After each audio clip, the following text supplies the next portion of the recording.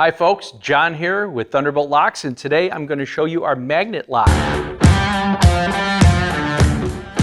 It is a small but mighty lock that has 150 pounds of strength when activated. So when these two parts come together and you hit the remote control, it will lock, and in order to separate it, you're going to need over 150 pounds of pull force.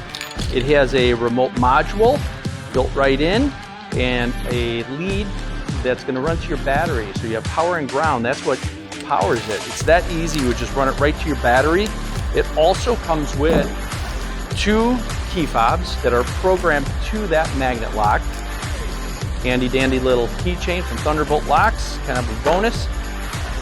As you can see here in our demonstration, we have the magnet lock activated, and it's holding 90 pounds of sandbags. It's been holding this all morning. Some of the applications I think would be good for this would be in a van or a pickup truck where you have a cabinet, maybe a toolbox, or even the center console on a pickup truck.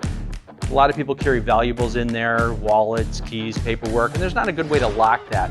So once you install this, you could hit your lock, it's activated, it's secure, and then when you're ready to get your goods, you just hit unlock.